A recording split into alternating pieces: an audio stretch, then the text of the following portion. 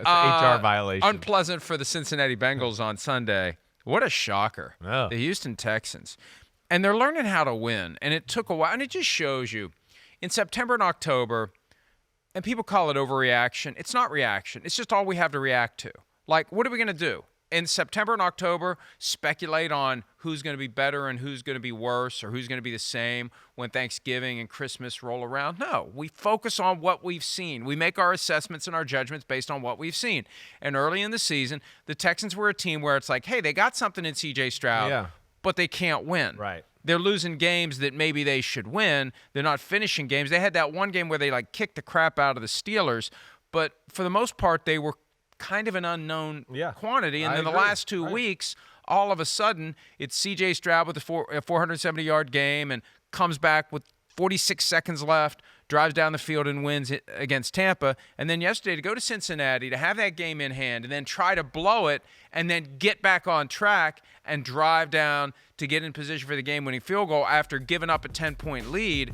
That just shows this team is learning how to win. They've learned how to forget mistakes. C.J. Stroud had an interception yesterday. He forgot about it. There's the key moment to Noah Brown, who has been incredible the past couple of weeks for the Houston Texans, setting up the game-winning field goal by Matt Amendola, not Kaimi Fairbairn, who's injured, or Dare Ogunbowale, who was the emergency kicker last week. Yeah. Now it's Matt Amendola, 2 M's Amendola, not 1 M like Danny, and kicks the game-winning field goal, and the Texans are now 5-4. 5-4. 5-4. Right. And I hear what you're saying, because early in the year, they've dominated Jacksonville and Pittsburgh in back-to-back. I forgot about Jacksonville. Right? 20-point win on the road. Right. But even with that, right? I even clarified that a little bit. Jacksonville did some self-inflicted things, kind of messed the game up, right? We had the kick return by the tight end of the Texans. There was some fluky things. Steelers game, there was domination.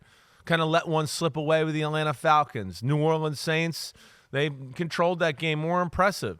Came off the bye week, laid a stinker against the Carolina Panthers, to where you just go, all right, they're going to be one of these teams that's a pain in the butt for everybody this year, but I don't know if they're going to really be able to make a move.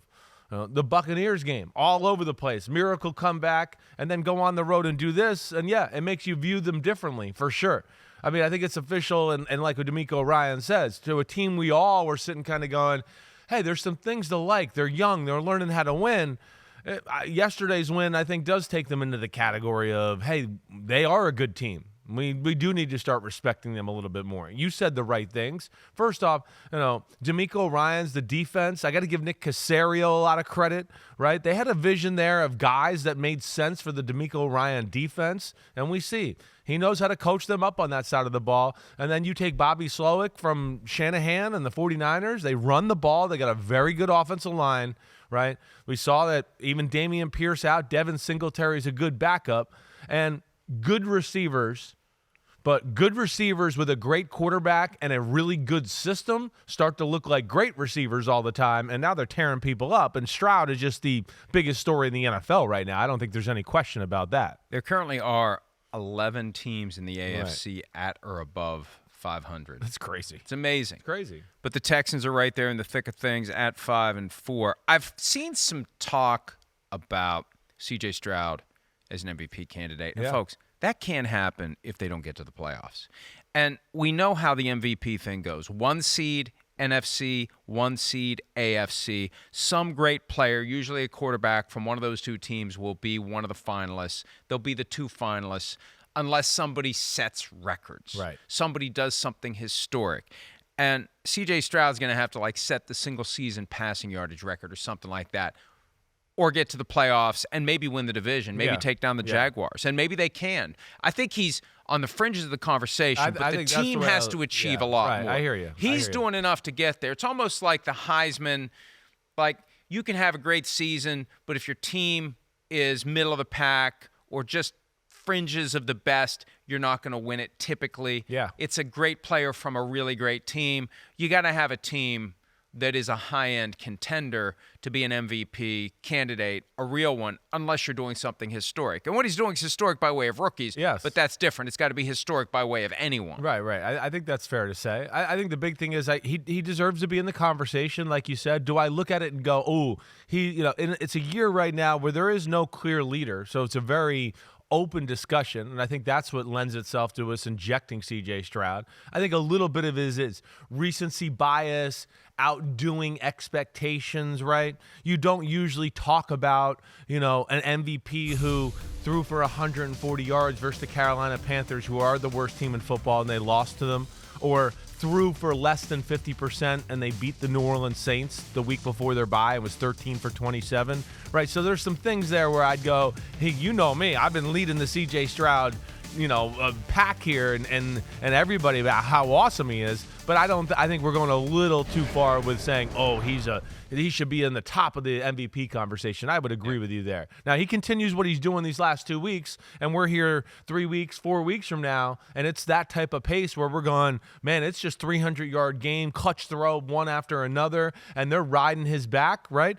Winning. And then I'll start to go, they're damn right. But they started this year out. You're not the MVP when they're kind of managing you, running you, right, not letting you throw that much even when you're in games that you're down. That isn't MVP to me. That's awesome rookie, like you're saying, who's exceeding expectations. And maybe they'll continue now with what he's doing to put more on his shoulders to where he does have to carry the offense even more and more. It proves the transformational value of a great quarterback for a team. Right. That the belief, everything. As deep in the depths of dysfunction as they could have been. Right. And it was just 6 years ago that Deshaun Watson was a rookie with the Texans, taking the league by storm, getting into the MVP conversation. Changing our outlook of them. Had that game in Seattle, and Richard Sherman said that's the best any quarterback's ever played against us, including Tom Brady.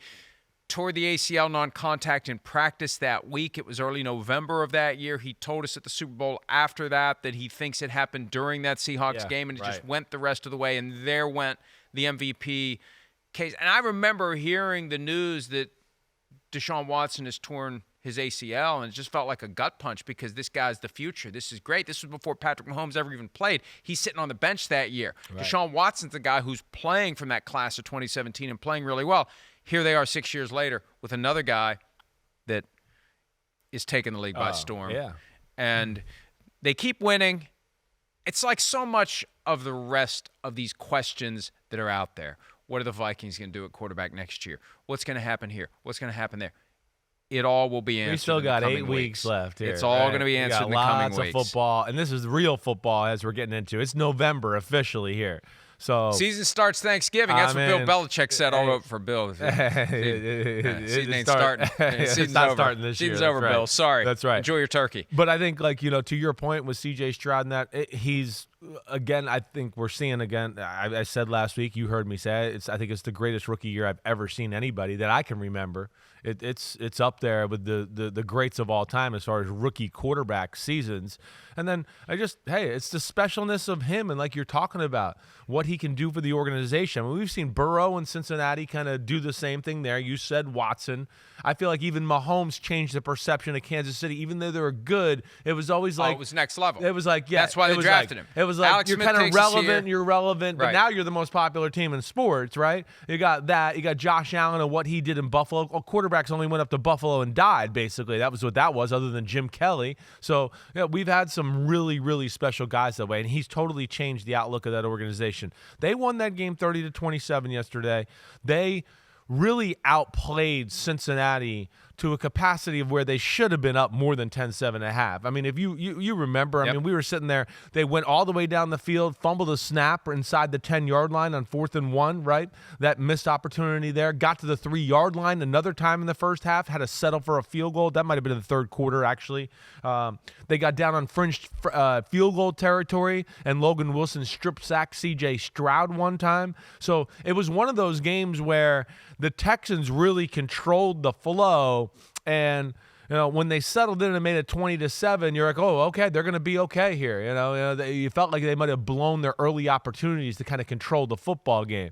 And then Burrow and company started to catch on fire on the offensive side of the ball. The game became really fun. And then C.J. Stroud throws a pick six, and you go, oh, well, hey, this was awesome, but they're going to melt under the pressure. He's a rookie here, and damn if he didn't answer another question for us and just out-cooled Joe Cool in Cincinnati. That don't happen And I much. think that's what makes it so important. Yeah. The fact that they were able to recover when it just goes the other way and find a way to win when all the momentum had been seized by the home team and it just felt inevitable. Almost pick six, right? Yeah. What was he thinking? It's the worst throw of the year, right? Then they go 3 and out on the next series, right? So they go 3 and out. That gives Cincinnati the chance to go down. Cincinnati, of course, throws the ball down the middle to Tyler Boyd. He drops the touchdown. They have to just kick the field goal to tie the game. And then, like you said, so there you have a chunk of time with the momentum was totally on Cincinnati's side. You got a rookie quarterback who threw an almost pick six, went 3 and out. He's on the road. You're going, hey, good effort. It just doesn't look like it's going to happen today. And what's he do? He does what he's done for the most part the whole year. It's 25-yard throw, 20-yard throw. He is one of the best 15-plus yard throwers in the NFL already as a rookie. That's what I'm so amazed with by the damn guy. Here is C.J. Stroud from after the 30-27 win in Cincinnati talking about bouncing back from the interception we just showed you. Yeah, man, it was after I threw the interception, I think they had scored. And I let them know, man, like, I got your back. Like, I know I made a mistake, but that one play doesn't define me, and I'm gonna go prove myself again. Short memory, that's the key. Yeah. You got to have it. You can't let yourself think, oh, well, it's not our day. Yeah, you can't let it It's just not our day. You know what? It's not our day. Right. It's just not our day. As evidenced by that throw, it's not our day. Time to move on. And you see that in the demeanor of some quarterbacks where they allow themselves to come off as defeated. Sure. And if we can sense it through the TV screen, the teammates are sensing it, and it is something that can infect an organization. And when I spoke to Tank Dell after the game, the thing that impressed me, because I'm fascinated by this story and what's making him so great, what's causing him to be better than even the best projection that people would have expected. Right.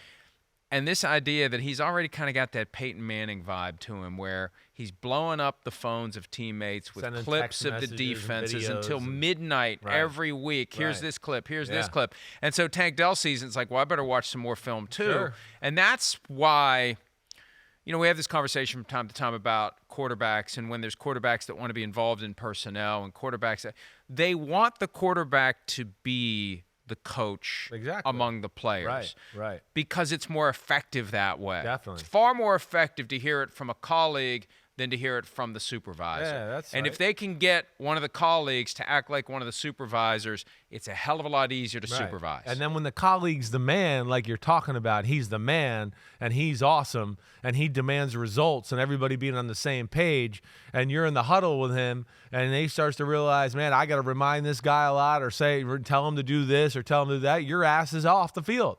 And, that keeps everybody in check, too. I got to keep up to his standard. That was the Brady effect that I certainly witnessed a little when I worked in New England, is it was, we got to learn the new plays. We got to keep, Tom happy. That's how a lot of the players in the offense felt. They didn't want to mess up because they knew he was going to get on them a little bit, and he's got an expectation of how the offense should run. And that's what a great quarterback does. He does. He kind of, like you said, it's like, hey, he's one of the guys, his arms around you, but he also can do the hot poker thing too and get everybody going that way as well. Apply it to any workplace in the world. Yeah, sure. If you're responsible for a group of workers and one member of that workforce is as committed as you are to success of the unit and essentially takes over and you start wondering, what the hell am I doing here?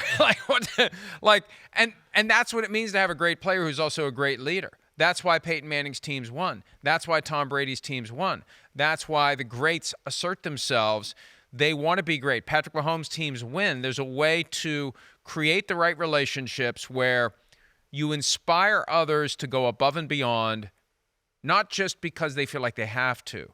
You make them want to. Yeah. You make them enjoy doing all the stuff that for other teams, guys look at that and roll their eyes and say, no, I'm on my own time. No, this is my day off. Yeah. No, this is my night off. No, why is the quarterback texting me plays? No, I'm not going to open this message. I mean, and when you have that organically, you can't force it. It just has to happen. Yeah. And when it's happening the way it's happening with the Texans, that lays the foundation for, regardless of what happens this year, he'll be in the MVP conversation in the future. They'll be in the AFC South conversation in the future. They'll be potentially among the top teams. It's what they do from here with the Browns draft picks from the Deshaun Watson trade. Yeah, right. On top of that, they still got next year's first rounder. Right. So and more, and a they're mid-rounder in a good too. spot, yeah. So they're in a position to really build a juggernaut in Houston, and it starts with the quarterback, the transformational value of a great quarterback. And kudos to the Texans for not getting knocked wobbly by all that crap that was out there. Right. And, I wrote something over the weekend because there's an item from Zach Kiefer in The Athletic about C.J. Stroud. There was mention of the effort to seize onto that S2 cognition and processing test and cause him to fall. Right. And, I have believed forever that it was a team that wanted him. Somebody pointed out to me over the weekend, it's possible this is just BS among agents too, because one agency will have this quarterback, another agency has that quarterback, and they're fighting among each other, and they want their guy to be drafted higher. Right. So it's possible that was part of it. But regardless, that whole S2 thing became something that tried to drag him down, and to the Texans' credit. Yeah, Houston knew what they got had. the guy. They scratched off the lottery ticket, and it's a winner. Yeah, did their homework. They knew the human. I'm sure they had some connections they trusted in Ohio. Nick Caserio's an Ohio guy, so I'm sure he knows some people at Ohio State around that, knows what makes C.J. Stroud. It's a great pick by them. He fits their offense. All right, he fits how their offense fits, of course, how D'Amico Ryan wants to coach the team in totality anyways. And of course, him being a defensive coach. So they run the ball, and they are an aggressive play-action passing team off of that. So they have the ability not only to make explosive plays, but to control the clock, too. And I think, that was really the amazing thing to me yesterday, Mike. I know C.J. Stroud can spin it and make all the right decisions and all that. I was shocked. One, Cincinnati, who I felt like was getting in a groove offensively, had a lull really for the first 2.5 quarters of the game and couldn't quite figure out the Houston Texans defense. But more shocking, I think, to me was the Bengals defense with all the big plays. Cincinnati's D had been playing pretty good here as of late. I kind of felt like they had fixed we let up a lot of big play problems that they had early in the season. 20 points to the Cardinals, 13 points to the Seahawks, 17 points to the 49ers. Josh Allen and the Bills, 18 points, and 8 of those were very late in the football game. So it felt like they had righted the ship.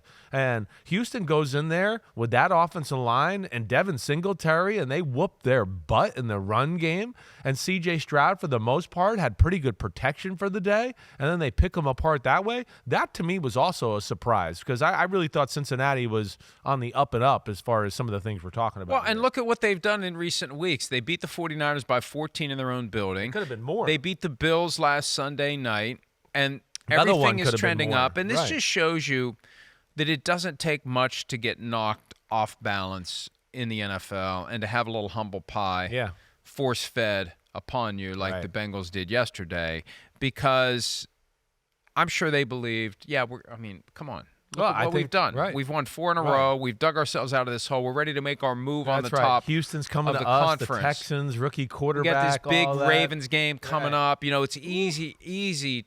And I haven't really thought of that. Thursday night, that becomes Bengals some game at Ravens. now. Right. Yeah, and it was some game beforehand, and you wonder whether both teams were maybe peaking a little bit past this week because we got the real test. Like, the division rests on this game. The 1 seed potentially rests on this game, and both teams end up losing. We're going to pivot to the Ravens game here in a second, but when you've got a huge game up next and it's short week, I feel like there's a greater chance it's going to be a distraction. When you have a team that's won 4 in a row, has beaten some good opponents, and here comes, and it was I don't want to call it a trap game because I think the Texans are better than what would ordinarily be a trap, but the Bengals were off, and I just can't help but wonder whether it was a bunch of different factors. They're feeling good about themselves. They got some injuries. The Texans did too. They had 23 guys on the injury report, 9 ruled out yesterday, so that's a wash. Yeah, right. But that notion that this Ravens showdown is creeping, I just wonder whether it threw both teams off a little bit yesterday, because it didn't take much to get thrown off. No. And both teams could have won. Yeah. And it just wasn't to be. And I just think this looming Thursday night game, after suffering through Bears-Panthers Thursday night, your reward is Bengals-Ravens, with the pressure ratcheted up because somebody's going on a 2-game losing streak unless they tie on Thursday night. I feel like you're I think you're in the right spot there. I don't think it's a game where you just overlook it. But I think in both things, the Ravens everybody's going, hey, they're the best team in football right now, right? So they're going, and then Cleveland, who we know has the great defense and whatever else, offense has not been exactly consistently good. Yeah, I could see them thinking, yeah, we're gonna win this game. And the same thing for Cincinnati, like respect for Houston, but we're Cincinnati. We've been going to the Super Bowl, the AFC Championship, and I think the main point is what you said a few minutes ago. The AFC is just it's damn good. I think we're going to be throwing a few curveballs like this all year long just because the quality of the conference. A team like the Jets, as we saw, they're 4-5, but they got a great defense and a unit where they could upset the Philadelphia Eagles on a given day. There's just so many great units, I think, in the AFC, and that's what's going to make it interesting coming down the home stretch here. And the question is, when the Super Bowl rolls around, will the champion of the AFC be battle-hardened or beat to shit? Or a little of both. Yeah. We saw it last year. Eagles hadn't been tested in the playoffs. Right. Chiefs had to earn every single win they got, and down 10 in December in the fourth into quarter, the playoffs, you and just then saw some. the Eagles kind of get a little Yeah, stiff, we haven't been in this. Right. And the Chiefs were loose because they've been through that kind of stuff. Hi, it's Mike Florio. Thanks for watching PFT on YouTube. Hit subscribe for the latest news and analysis from Pro Football Talk.